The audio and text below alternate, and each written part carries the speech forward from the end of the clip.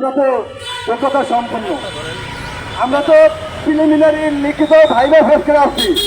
আমরা আবার শুনতে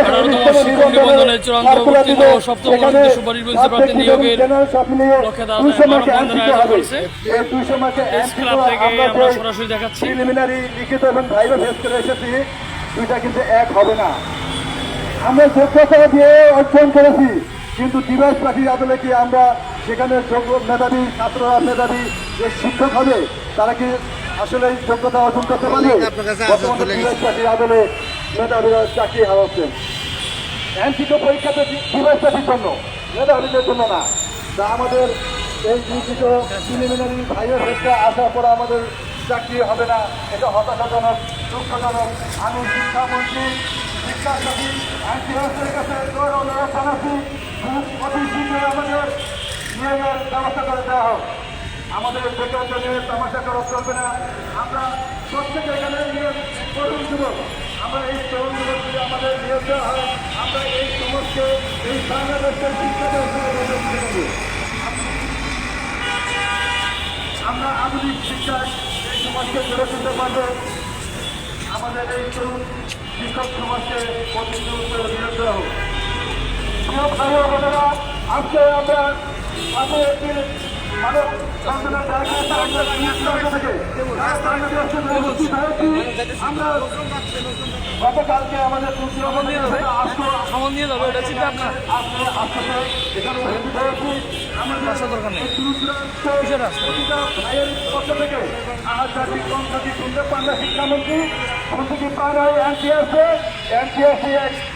বারবার আমাদের সাথে প্রতারণা করে আসছেন, বারবার আমাদের সাথে সঙ্গী রাখছেন। আমাদের সনদ দিয়েছে, আমাদের যোগ্যতার মূল্যায়ন করেছে, তারপরে আমাদের সাথে চাল বাহানা শুরু করেছে। আমরা এই চাল বাহানার অবসান চাই, আমরা এই বৈষম্য চাই না। আমরা এই বাংলাদেশের সোনার বাংলা কোনো বৈষম্য ঠাই হবে না। আমার সোনার বাংলায় বৈষম্যের ঠাই নাই, এই বাংলার বৈষম্যের ঠিকানা হবে না। প্রিয় উপস্থিত ভাই ও বোনেরা, সকলের কাছে আমার আজকে যে প্রেস মিডিয়া ভাই ও বোনেরা উপস্থিত আছেন, সকলের মাধ্যমে জানিয়ে দিতে চাই, সকলে আমাদের প্রতিনিধিত্ব করবেন এবং সকলে জানিয়ে দেবেন শিক্ষামন্ত্রীকে। আমি মিডিয়া প্রেসের মাধ্যমে জানিয়ে দিতে চাই, শিক্ষামন্ত্রী শিক্ষা সচিব এনটিএস থেকে জানিয়ে দিতে চাই, আমাদের অতি দ্রুত নিয়োগের ব্যবস্থা করে দিন। এই বেকার দিনে তামাশা বন্ধ করুন, আমাদের একটি রিজিকের ব্যবস্থা করে দিন। এবেলা আজকে আমার বক্তব্য শেষ করছি। খোদা হাফেজ। আমার সামনে এখন বক্তব্য রাখবেন ইমরান হোসেন। আমাদের সামনে আমার আরেক সহকর্মী বক্তব্য ইমরান হোসেন।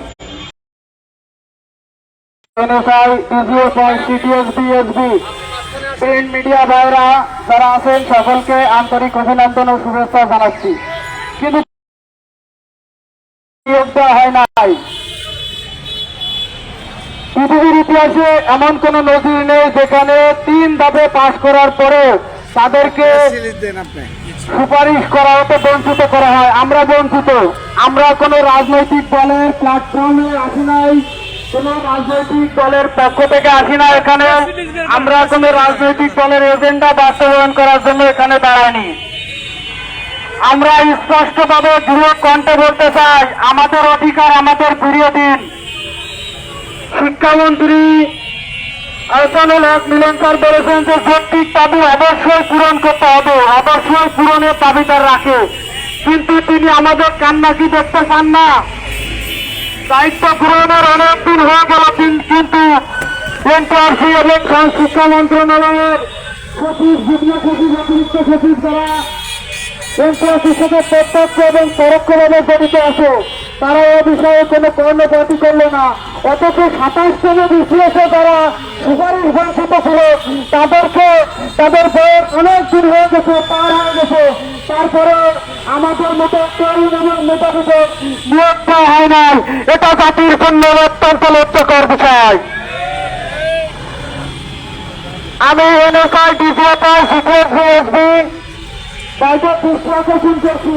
আমাদের একটাই দাবি, 18তম শিক্ষক নিবন্ধনে চূড়ান্তভাবে উত্তীর্ণ কিন্তু সুপারিশ বঞ্চিত প্রতিনিধি দলের দল বর্তমান শিক্ষা সচিব আব্দুল খালেক স্যারের সাথে দেখা করতে চায় এবং শিক্ষামন্ত্রী ডক্টর আনোয়ার হোসেনুল হক মিলন স্যারের সাথে দেখা করতে চাই, আপনারা প্রয়োজনীয় ব্যবস্থা করে দেবেন। আমরা শান্তিপূর্ণ উপায়ে আমাদের দাবি দেওয়া আপনাদের নিকট শিক্ষা সংশ্লিষ্ট যারা আছে তাদের নিকট পাশ করতে চাই। এখানে উল্লেখ্য বিষয় একটি বিষয় জানিয়ে রাখতে চাই যে 18তম শিক্ষক নিবন্ধনে মূল আবেদন করেছিল ক্যান্ডিডেট ছিল 18,65,000। সেখান থেকে রিটার্নের জন্য লিখিতের জন্য বিবেচিত হয় 4 লক্ষ। সেখান থেকে 84,000 ভাইবার জন্য তারপরে তারপর 63,000 60,000 চূড়ান্ত পদে উত্তীর্ণ হয়। অলরেডি 54,000 সুপারিশ করা আছে, বাকি আছে প্রায় 6,000। বাকি 6,000-এর অপরাধ কি? আমাদের সার্টিফিকেট দেওয়া হয় 2025 সালের 4 জুন, তবে 2026 সালের 4 জুন, 2027 সালের 4 জুন এবং 2028 সালের 4 জুন পর্যন্ত আমাদের সনদের মেয়াদ আছে। অনেকে সুযোগ রক্ষায় যে আমাদের সনদের মেয়াদ নাই। আপনারা চাইলে আমাদের সনদ করে যাচাই করে দেখতে পারেন, কর্তৃপক্ষ যারা আছে চেক করে দেখতে পারেন। আমি এএসআই, ডিজিএসআই, দ্বিতীয় পিএইচডি বাইরে দৃষ্টি আকর্ষণ করছি, আপনারা বর্তমান শিক্ষা সচিব আব্দুল খালেক স্যারের সাথে এবং শিক্ষা আমাদের একটি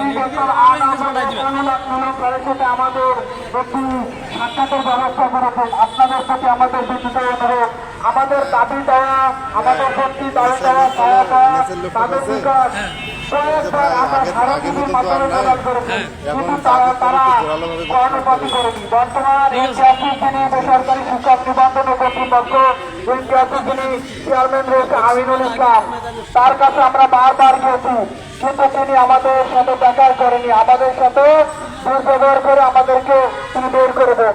আমরা যতবারই তার হাতে ধরি দায় করি, স্যার আমাদের কথাগুলো শোনেন, আমাদের যৌক্তিক দাবি দেওয়া শোনেন, তার সময় নাই। আমরা বারবার এনটিআরসি কর্তৃপক্ষের সাথে দেখা করার চেষ্টা করেছি, কিন্তু বারবার ব্যর্থ হচ্ছি। এনটিআরসিতে গেলে বলে আপনারা শিক্ষা মন্ত্রণালয়ে যান, আর শিক্ষা মন্ত্রণালয়ে গেলে বলে আপনারা এনটিআরসিতে যান। তাহলে আমরা কোন পথে যাব? আজকে যদি আমাদের দাবি দেওয়া আমাদের যদি পূরণ করা না হয়, আমাদের সাথে যদি শিক্ষামন্ত্রী এবং শিক্ষা সচিব স্যারের সাথে দেখা করা না হয়, তাহলে আমরা এখানে আবারও অনশন শুরু করবো ইনশাল্লাহ। পরবর্তীতে আমরা কঠোর কর্মসূচি এমনকি রাজপথে নামতে বাধ্য হয়েছে। আমরা বারবার বলছি, আমরা কোনো রাজনৈতিক এজেন্ডা বাস্তবায়ন করার জন্য আসি নাই। আমাদের প্রয়োজনে আপনারা আমাদের সার্টিফিকেটগুলো চেক করে দেখতে পারেন, যাচাই করে দেখতে পারেন আমরা কি ভুয়া নাকি আমরা সঠিক আছি। পৃথিবীর ইতিহাসে এমন কোনো নদীর নেই 3 ধাপে প্রিলি, লিখিত এবং ভাইবা, প্রিলি, রিটেন, ভাইবা 3 ধাপে কাজ করার পরেও আমাদেরকে নিয়োগ দেওয়া হচ্ছে না। যেখানে পাশের হার ছিল মাত্র 3.24%। আমি আবার বলছি, পাশের হার ছিল মাত্র 3.24%। 3.24% পাস করা এটা কঠিন একটা বিষয়। 3 ধাপে প্রতিযোগিতাপূর্ণ পরীক্ষার মাধ্যমে পাস করে আমাদেরকে সুপারিশ করা হচ্ছে না। অথচ যতদিন আপনারা দৈনিক শিক্ষা, প্রিন্ট মিডিয়া, বিশেষ করে দৈনিক শিক্ষা এবং দৈনিক আমাদের বার্তার মাধ্যমে দেখছেন যে এনটিআরসি অলরেডি পাঁচশত মাধ্যমিক ও উচ্চ শিক্ষা বিভাগ তথা 70,000 শিক্ষকের যে তালিকা সেটা অলরেডি তারা প্রেরণ করেছে, তারা চাহিদাটা প্রেরণ করেছে। আমি স্পষ্ট ধরে বলতে চাই, এনটিআরসির কাছে 2025 সাল, 2026 সাল, 2027 সালে রিক্রুটমেন্ট রয়েছে, চাহিদা রয়েছে, রিকুইজিশন রয়েছে।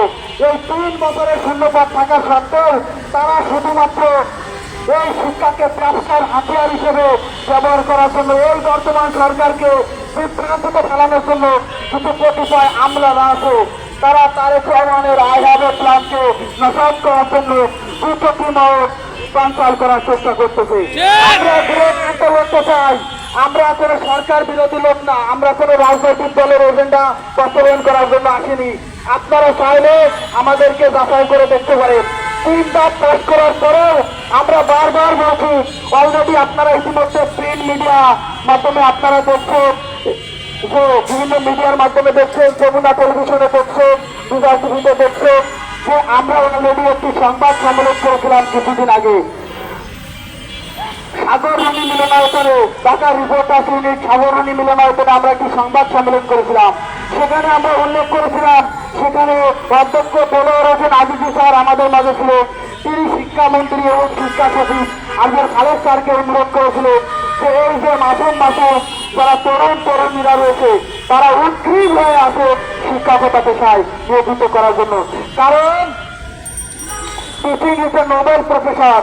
এই যে শিক্ষকতা পেশায় আমরা বারবার যেতে চাই, কিন্তু আমাদেরকে শুধুমাত্র বা এই শিক্ষাকে ব্যবসার হাতিয়ার হিসেবে এনটিআরসি চেয়ারম্যান আমিনুল ইসলাম আমাদেরকে বারবার তিনি আমাদের সাথে কথা বলতে চান না। আমরা যতবারই তার সাথে সারা টিভি দিতে যাই ততবারই তিনি আমাদের ঘৃণা করে প্রত্যাখ্যান করেন।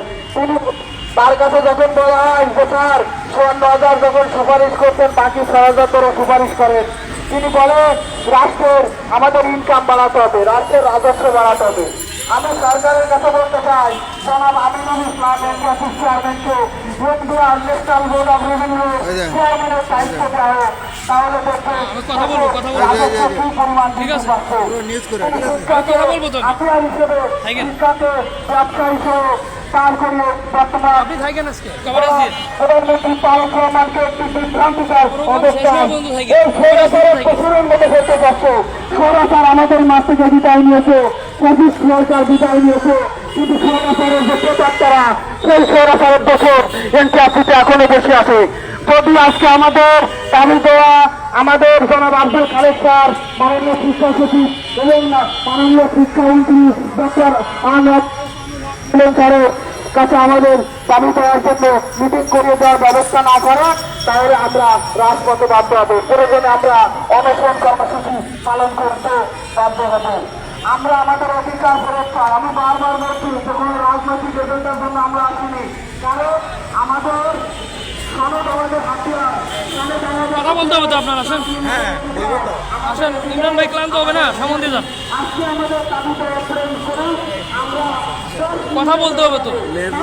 ঠান্ডা লাগছে দেখছেন কি অবস্থা। ওকে ওকে আরো আমাদের দাবিরা আজকে তো সুদূর ঠান্ডা যত ছাত্ররা সিলেট থেকে আসতে পারেনি, আরো আমার ভাই বোনেরা সর্বক্ষা তাদের একটাই দাবি কথা বলবেন না, মানবতার জীবনে কথা বলবেন না, কথা বলবেন না। যত কাজ করে তত সংস্থা দ্বারা সেটা বিসিএসের আবেদন রয়েছে। সেখানে সনদের মেয়াদ রয়েছে ২ বছরেরও বেশি।